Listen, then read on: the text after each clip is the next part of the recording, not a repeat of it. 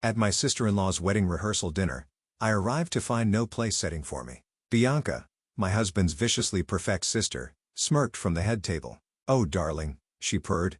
"We only reserved seats for important guests." The groom's aristocratic family tittered. My husband shrugged. "Don't make a scene, Hannah." I didn't. I excused myself to freshen up, and set the timer on Bianca's downfall. At my sister-in-law's wedding rehearsal dinner, I arrived to find no place setting for me. Bianca, my husband's viciously perfect sister, smirked from the head table. "Oh darling," she purred. "We only reserved seats for important guests." The groom's aristocratic family tittered. My husband shrugged. "Don't make a scene, Hannah." I didn't. I excused myself to freshen up, and set the timer on Bianca's downfall. I knew it was coming the moment Bianca's champagne glass clinked against the Swarovski crystal chandelier. The entire ballroom fell silent, exactly as she'd planned. "A toast," she announced, her voice dripping with false warmth that fooled everyone except those who truly knew her. I tightened my grip on my champagne flute, the stem nearly snapping between my fingers. My husband Victor remained oblivious, his attention caught by some investment banker's joke across the room. Damien Lambert stood proudly at the center of the charity gala he'd organized, the culmination of months of work to benefit children's cancer research. At 65 he carried himself with the quiet dignity of someone who'd built his empire from nothing. Unlike my father-in-law Nathaniel Cara, who'd inherited his wealth and multiplied it through connections rather than innovation. To Damien, Bianca continued, her crimson lips curving into what others might mistake for a smile. "I knew better for bringing us all together tonight. Before we begin, I want to take a moment to thank each of you for being part of this incredible journey. If you're enjoying these stories of calculated revenge and social justice, consider subscribing.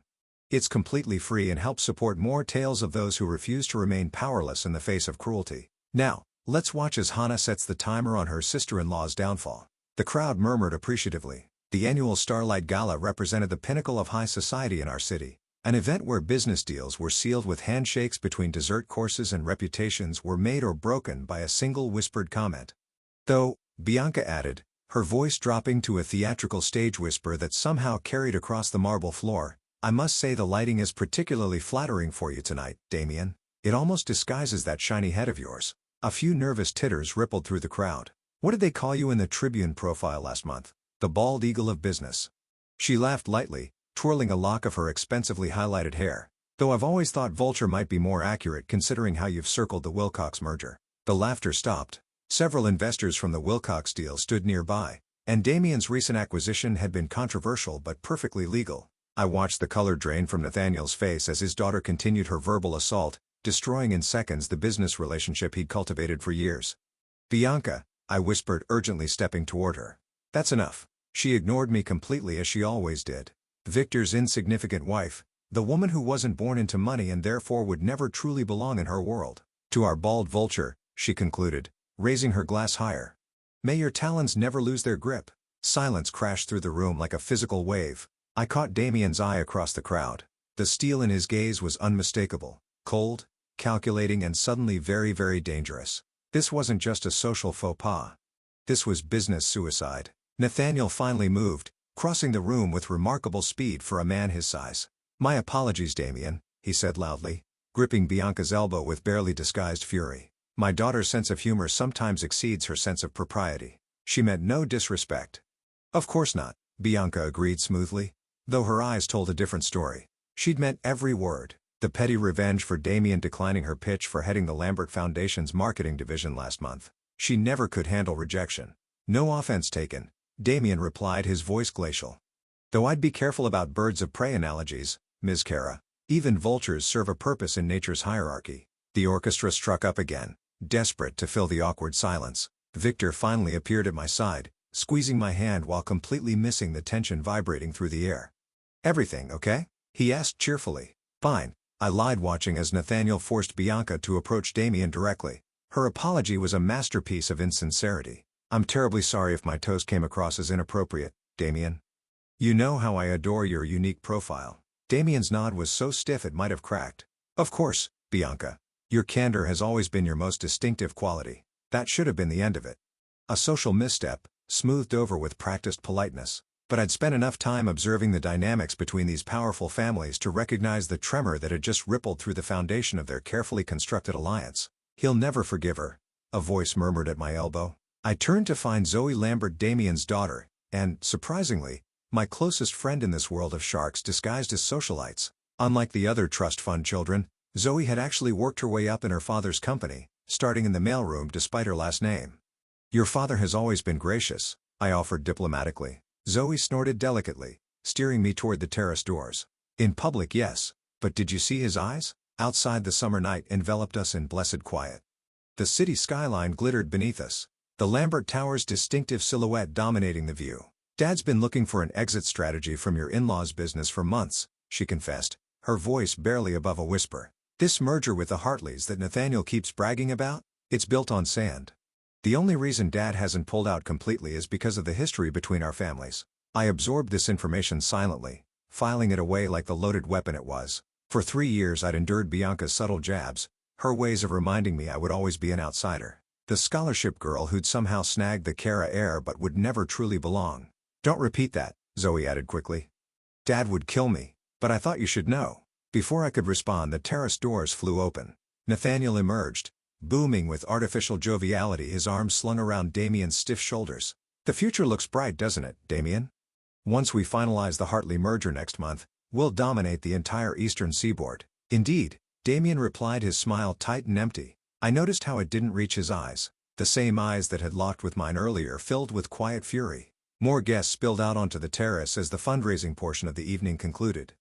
Victor found me again, wrapped in his carefree bubble of privilege, utterly unaware of the business apocalypse his sister had nearly triggered. "Dad says we've raised $8 million tonight," he told me proudly. "Bianca's already planning how to leverage it for the wedding publicity." Of course she was. Bianca's upcoming marriage to the Hartley heir had nothing to do with love and everything to do with merging two family empires.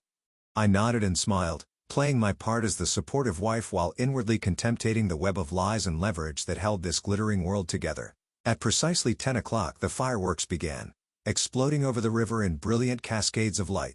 As everyone's faces turned skyward, I made my decision. 3 years of subtle humiliation. 3 years of being the outsider tolerated but never accepted. 3 years of watching Bianca crush anyone who stood in her way with the casual cruelty of someone who'd never faced consequences. As the colors burst overhead, illuminating Bianca's perfect profile, I made a silent vow that froze into determination within my chest. She would pay for her arrogance. Not tomorrow, not next week, but when the moment was perfect. I would remember Damien's steel gaze, Zoe's whispered intelligence, and the fault lines running through the Kara family empire. Bianca had no idea that tonight, with one champagne toast and a thoughtless insult, she had sown the seeds of her own destruction. 2 months after the gala, gilt-edged invitations arrived announcing the engagement of Bianca Elizabeth Kara to Mr. Alexander Preston Hartley III. The envelope weighed more than my wedding ring, the paper so thick it nearly qualified as cardboard. Victor brought it home with a mix of excitement and trepidation. "Mother says it's going to be the social event of the year," he explained, watching me examine the elaborate calligraphy. "The press coverage alone will boost company stock by 5%. I set the invitation on our kitchen counter. "How romantic." Victor missed my sarcasm entirely. "Well, it's not just about romance, is it? The Hartleys control shipping routes we need, and we have the distribution network they've been trying to build for a decade." He kissed my cheek absently. "It's a perfect match. Perfect for everyone except the couple themselves, perhaps." I'd met Alexander Hartley exactly twice. Once at a charity auction where he'd spent the evening glued to his phone, and again at a Christmas party where he'd gotten so drunk he'd called his own sister by the wrong name. Bianca had previously referred to him as that pompous Hartley bore before suddenly deciding he was the love of her life. The engagement party a week later was held at the Kara family estate, a sprawling mansion with manicured gardens that had been featured in magazines across the globe. I wore emerald green, knowing it would irritate Bianca, who had specifically requested guests wear pastels to complement her blush pink gown. "You look beautiful," Zoe whispered when she found me near the champagne fountain, "and exactly like someone who didn't read the dress code memo." I smiled innocently. "Was there a memo?" Zoe's laugh drew attention. She looked radiant in a silver dress that matched her prematurely gray hair, a trait she'd inherited from Damien and wore with striking confidence. "Dad sends his regrets," she said, lowering her voice. "Sudden business in Tokyo. How convenient, isn't it?" Her eyes sparkled with mischief. "Though he did send a rather obscenely expensive vase as an engagement gift. Antique Chinese. Ugliest thing you've ever seen, but worth more than most people's homes." Across the room, Bianca held court, her left hand strategically positioned to catch the light. The diamond on her finger was massive, at least 10 carats cushion cut with smaller diamonds forming a halo around it. Alexander stood slightly behind her, looking uncomfortable in his tuxedo, his attention repeatedly drifting to his phone. "They look thrilled," I murmured. "Oh, they're ecstatic," Zoe replied dryly. "About the stock options, did you know the prenup negotiations took longer than their actual courtship?" The evening progressed predictably. Elaborate hors d'oeuvres, string quartet playing inoffensive classical pieces, and endless champagne. Nathaniel clinked his glass for attention, his face flushed with triumph rather than paternal pride. "To new beginnings," he toasted, his gaze sweeping meaningfully across the assembled business associates rather than focusing on the couple. "And to the joining of two great families and their enterprises." Polite applause followed. I scanned the crowd, noting the mixture of genuine congratulations and calculated networking. My attention caught on Mr. Hartley Sr., standing slightly apart from the celebration. Despite the air conditioning, beads of sweat dotted his forehead as he frantically scrolled through his phone. When he noticed me watching, he quickly pocketed the device and forced a smile. I excused myself from Zoe and drifted toward the bar, positioning myself near enough to overhear his urgent whisper to an associate. "Don't care what we have to liquidate. Just keep it quiet until after the merger announcement next week." I sipped my champagne slowly, mentally filing away this fragment of conversation. The foundation wasn't just cracking, it was beginning to crumble.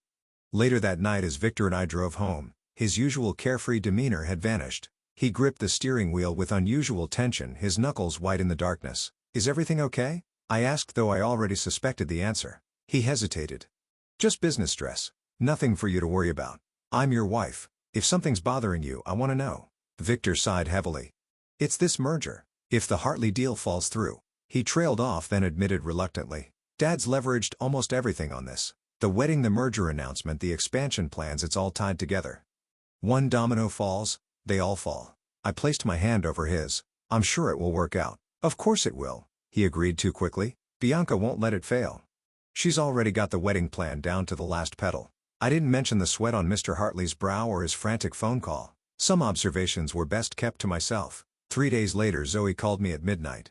I slipped out of bed, leaving Victor sleeping deeply, and took the call in our home office. "Hannah? Sorry for the late hour, but I thought you should know."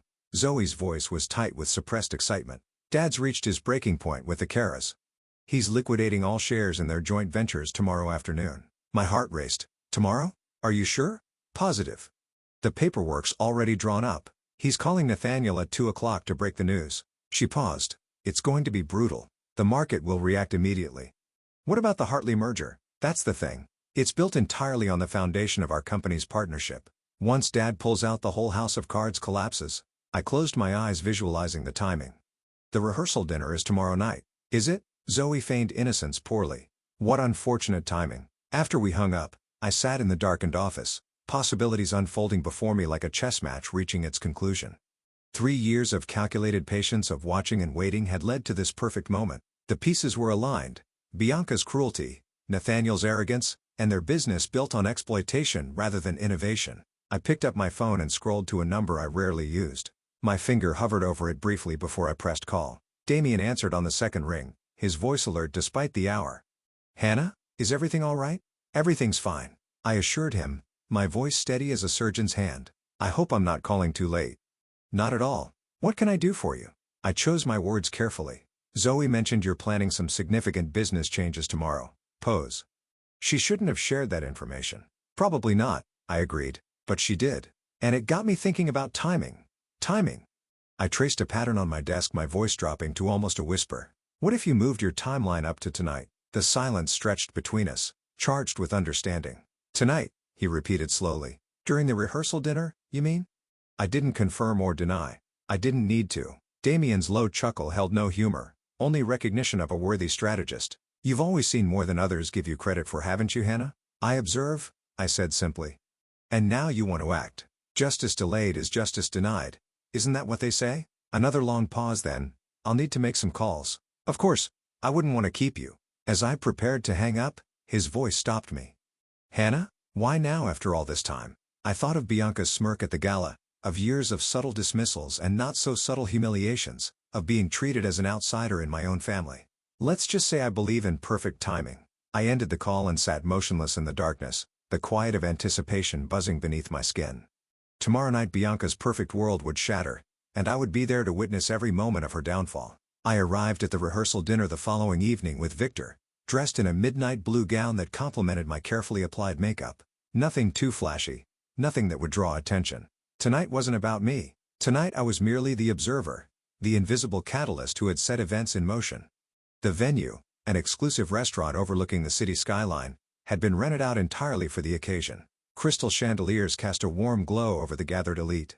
The Cara family, the Hartleys, and a carefully curated selection of influential business associates. Bianca had arranged the seating with strategic precision. I noted with grim satisfaction that my place card was tucked between two elderly aunts at the table furthest from the bridal party.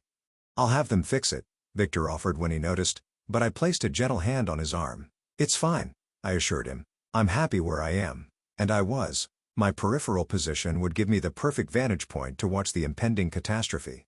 I checked my watch discreetly. 7:45 p.m. Damien had confirmed by text that everything was in place. His team had executed the share liquidation with silent efficiency over the past 18 hours. Financial news outlets had been alerted. Time to break the story at precisely 8 p.m., right as Nathaniel would be giving his rehearsal dinner speech. The first course arrived, a delicate arrangement of scallops that I barely tasted. My attention was fixed on the head table, where Bianca preened in a silver sheath dress, a diamond necklace catching the light with every movement. It had been a pre-wedding gift from Alexander, though I suspected it was another strategic investment, another piece of collateral in their transaction disguised as romance. At 5 minutes to 8, Nathaniel rose from his seat, champagne glass in hand. The murmur of conversation died down as he cleared his throat. "Distinguished guests, beloved family members," he began, his voice carrying the practiced resonance of someone accustomed to boardroom speeches. "We gather tonight on the eve of a momentous occasion, not just the union of two people, but the joining of two great legacies." I took a small sip of wine, savoring the moment like the vintage in my glass. Tomorrow, when Bianca and Alexander exchange vows, they will be cementing more than their love. They will be forging the future. A future of prosperity, growth, and his phone buzzed loudly against the table. Nathaniel frowned, glancing down at the screen. His face remained composed, but I caught the slight tightening around his eyes. He silenced the device and continued. "As I was saying, a future of unprecedented opportunity for the phone buzzed again and again and again. Not just his now, but phones throughout the room. The soft chime of notifications created a discordant symphony that drowned out his words. Mr. Hartley was the first to check his device. I watched the blood drain from his face in real time, leaving him ashen under the chandelier light. "Nathaniel," he interrupted, his voice strangled. The stock. The rest of his sentence was lost as Nathaniel's phone rang. A distinctive ringtone he used only for his most critical business calls. With a strained smile he excused himself. "One moment please. I'm sure it's nothing." But it wasn't nothing. Through the glass partition separating the private dining room from the corridor, we could all see Nathaniel's expression transform. Disbelief, rage. The progression was fascinating to witness, like watching a sculpture crack from within. He reappeared a moment later, face contorted. "What do you mean he's withdrawn?" His screams silenced the orchestra, the glass he'd been holding shattering against the floor. "That's impossible. The paperwork wasn't finalized until next week." The room froze.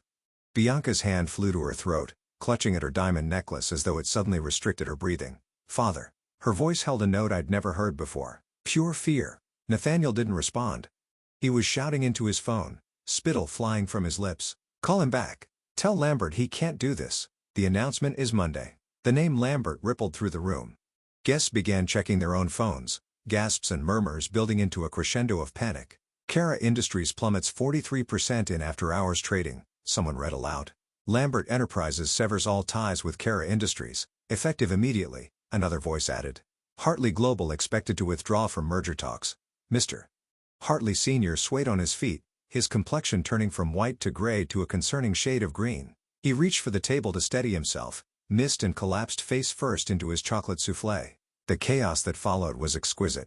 Waiters rushed to Mr.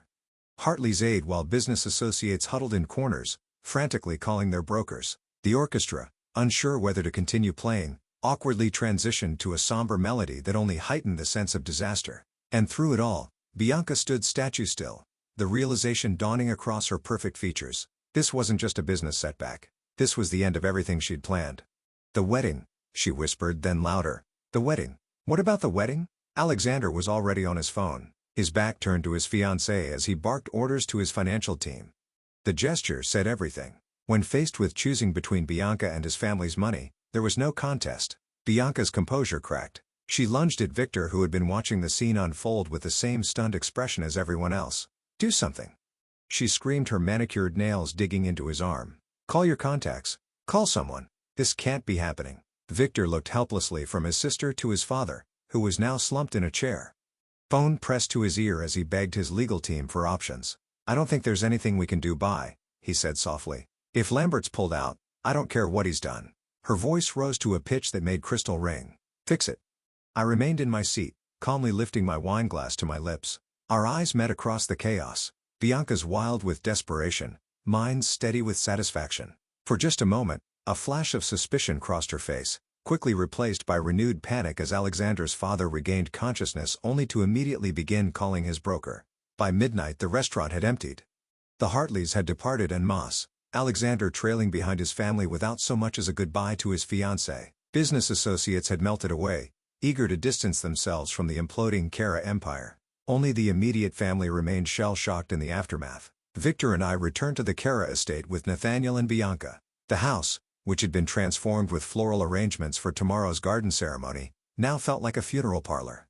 Bianca disappeared upstairs while Nathaniel locked himself in his study with a bottle of scotch. Dawn broke with the inevitable announcement. The wedding was cancelled. I found Bianca in her room, surrounded by wedding gifts that would now be returned.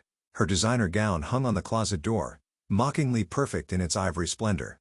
She wasn't wearing makeup, her hair tangled from a sleepless night. When she looked up, her eyes were red-rimmed, but I knew, just as I knew the sun would rise, that she wasn't crying for love. She was crying for the empire that had slipped through her fingers, for the status she'd lost, for the future that had evaporated in a single evening. Are you happy now? She whispered hoarsely.